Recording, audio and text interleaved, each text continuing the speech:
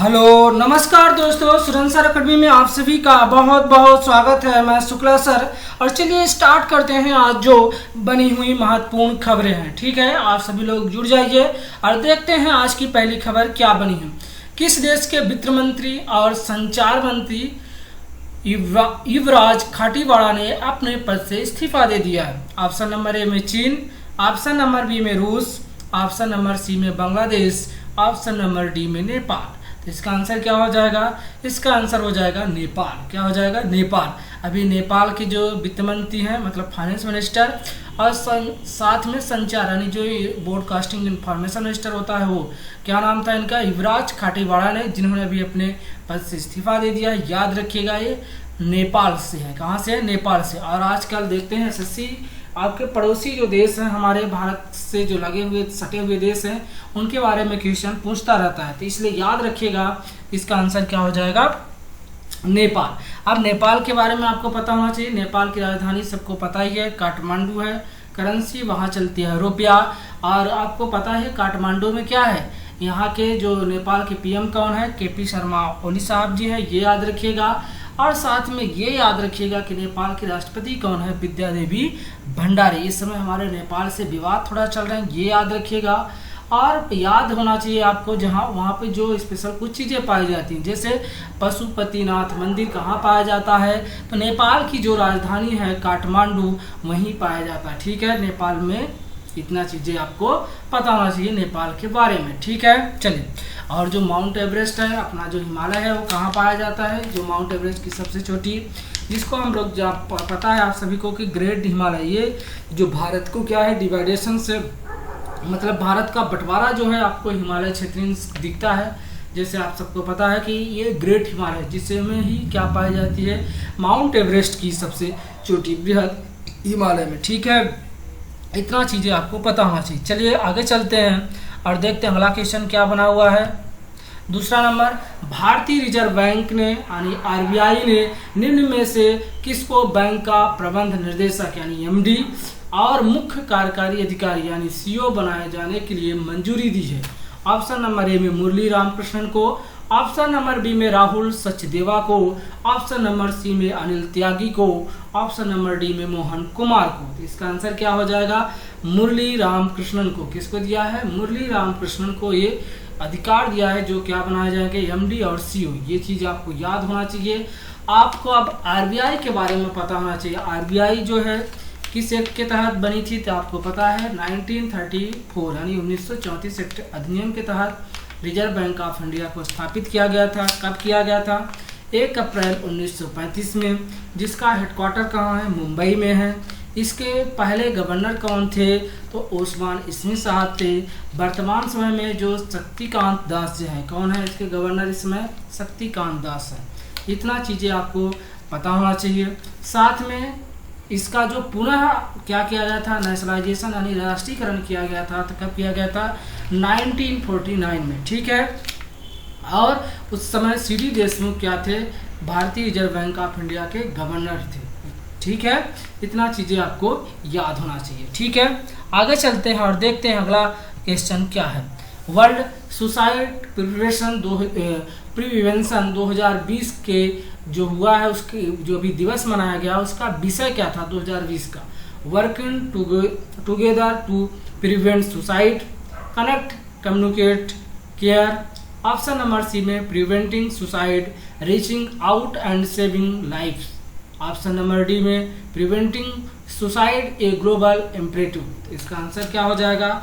इसका आंसर हो जाएगा working together to prevent suicide. ठीक है, ये कब मनाया जाता है? वर्ल्ड सुसाइड प्रिवेंशन डे आपको पता होना चाहिए 10 सितंबर को। कब मनाया जाता है? 10 सितंबर। तो इसका विषय याद रखिएगा, आजकल एग्जाम में विषय पूछा जाता है, वर्किंग टुगेदर प्रिवेंट सुसाइड। ठीक है, साथ में वर्किंग का प्रिवेंट याद रखिएगा। ठीक है, अगला देखते हैं अगला क्वेश्चन क्या बना हुआ है। देश की दूसरी और दक्षिण भारत की पहली, देश की दूसरी और दक्षिण भारत मतलब साउथ साइड की पहली किसान रेल को आंध्र प्रदेश के अनंतपुर से कहां के लिए रवाना किया गया था? Option number A Kolkata, option number B Delhi, option number C Mumbai, option number D Patna. तो इसका आंसर क्या हो जाएगा? इसका आंसर हो जाएगा दिल्ली। क्या हो जाएगा? दिल्ली। आंध्र प्रदेश का सीएम का नाम आप सभी को पता ही है, जगनमोहन रेड्डी जी हैं। विश्वभूषण हरिश्चंद्र यहाँ के क्या हैं, गवर्नर यानी राज्यपाल हैं। यहाँ पे विधानसभा सीटें कितनी हैं, 175 हैं। ये चीज़ें आपको क्या होना चाहिए, पता होना चाहिए, ठीक है ना। ये चीज़ें आपको याद रखना बहुत ज़रूरी है, ठीक है ना। चलिए आगे चलते हैं और देखते हैं अगला क्वेश्चन क्या बना हुआ है, ठीक है ना। देखिए हाँ, तो अगला क्वेश्चन आप सभी लोग देखिए क्या बना हुआ है। फैंसी स्पोर्ट्स गेमिंग प्लेटफॉर्म जो प्लेयर जोपॉट ने क्या किया अभी, स्मृति मंधाना और साथ में किस किस क्रिकेटर को अपना ब्रांड एम्बेसडर साइन करने की घोषणा की है। कौन से खिलाड़ी हैं, जसप्रीत बुमराह जी हैं, मोहम्मद शमी जी हैं ऑप्शन नंबर बी में, सी में Bhuvneshwar Kumar, option number D Ishant Sharma. तो याद रखिएगा इसका आंसर हो जाएगा भुवनेश्वर कुमार। ईशांत शर्मा को याद रखिए, इस बार इनको क्या मिला है, अर्जुन अवार्ड मिला है, ये याद रखिएगा। शर्मा के नाम से ईशांत शर्मा और दीप्ति शर्मा 2 क्रिकेटर ऐसे हैं जिन्हें अर्जुन अवार्ड दिया गया है, उनको भी आप थोड़ा सा याद रखिएगा, क्योंकि जरूरी नहीं आपको राजीव गांधी खेल रत्न ही पूछ सकता है आपको अर्जुन अवार्ड भी। और रोहित शर्मा को आप सभी को पता ही है कि इस बार राजीव गांधी खेल रत्न अवार्ड दिया गया है, ठीक है ना। अभी आईपीएल शुरू होने वाला है, आज सभी को पता है कि इस बार आईपीएल कहाँ खेला जा रहा है, ये यूएई में 19 सितंबर से चालू हो रहा है, ठीक है। तो थोड़ा सा आईपीएल वगैरह कम देखना शुरू कीजिए, क्योंकि अभी एग्जाम आ रहे हैं, ठीक है ना। चलिए आगे चलते हैं और देखते हैं अगला क्वेश्चन आप लोगों का क्या बना हुआ है। प्रधानमंत्री मत्स्य संपदा योजना का उद्देश्य 2024-25 तक मछली उत्पादन को कितने अब तक क्या करना है, उत्पादन को हमें बढ़ाना है 40 लाख टन तक। ऑप्शन नंबर ए में दिया है, ऑप्शन नंबर बी में दिया है 50 लाख टन को, ऑप्शन नंबर सी में दिया है 60 लाख टन को, ऑप्शन नंबर डी में दिया है 17 यानी 70 लाख तक। तो इसका आंसर क्या हो जाएगा, आप सभी को पता होना चाहिए, इसका आंसर हो जाएगा 70 लाख टन। क्या है, मत्स्य संपदा योजना, ठीक है। याद रखिए प्रधानमंत्री मत्स्य संपदा योजना इंपॉर्टेंट है, ये याद होना चाहिए आपको। इसमें इसका उत्पादन 2024-25 तक कितना बढ़ा, मतलब इसको बढ़ाया जाने का लक्ष्य रखा गया है, तो 70 लाख टन, ठीक है। चलिए देखते हैं अगला क्वेश्चन आप लोगों का क्या बना है। निम्नलिखित में से किस बैंक ने जैविक कपास जो होते हैं, जैविक कपास उत्पादकों के लिए ऋण उत्पाद सफल लॉन्च करने की घोषणा की है। किस बैंक ने की है, भारतीय रिजर्व बैंक ने, भारतीय स्टेट बैंक ने की है, कि केनरा बैंक ने की है, कि बैंक ऑफ इंडिया ने की है, कि पंजाब नेशनल बैंक। मतलब ऑप्शन नंबर ए में क्या दिया है, Bharatiya State Bank, option number B में दिया है Canara Bank, option number C में दिया है Bank of India, option number D में दिया है पंजाब नेशनल बैंक। इसका आंसर क्या हो जाएगा, भारतीय स्टेट बैंक ने भी घोषणा की है। आप सभी को पता होना चाहिए भारतीय स्टेट बैंक की स्थापना कब हुई है, 1 जुलाई 1955 में। इसका पुराना नाम आपको बताना चाहिए, इंपीरियल बैंक ऑफ इंडिया है। क्या है, इंपीरियल बैंक ऑफ इंडिया। किसका, भारतीय स्टेट बैंक का पुराना नाम, ठीक है, याद रखिएगा। इस समय इसके जो चेयरमैन है कौन है, रजनीश कुमार है। भारतीय बैंकिंग संघ द्वारा जारी ऐसे बैंकिंग सुधार सूचकांक इंडेक्स 2.0 में किस बैंक ने शीर्ष स्थान हासिल किया है।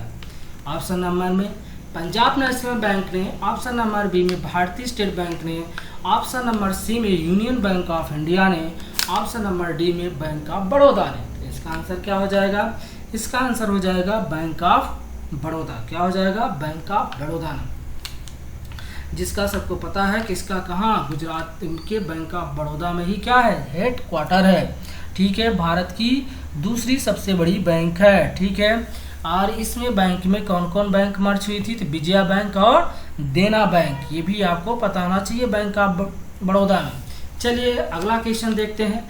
इंडियन रेटिंग्स एंड रिसर्च ने वित्त वर्ष 2021 में भारत की जीडीपी वृद्धि जो है ग्रॉस डोमेस्टिक प्रोडक्ट्स कितना रहने का अनुमान जताया है। ऑप्शन नंबर ए में दिया है -11.8%, ऑप्शन नंबर बी में दिया है -10.8%, ऑप्शन नंबर सी में दिया है -9.7%, ऑप्शन नंबर डी में दिया है -7.7%। तो इसका आंसर क्या हो जाएगा, मतलब 11.8%, ठीक है। याद रखिएगा 11.8% क्या है, माइनस रेटिंग आएगी, ये याद होना चाहिए आपको, ठीक है।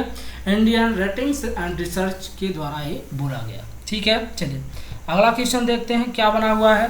किस देश द्वारा ओमान सागर में जोल्फ्राग 99 नामक एक क्या किया गया है, नौसैनिक अभ्यास किया जा रहा है।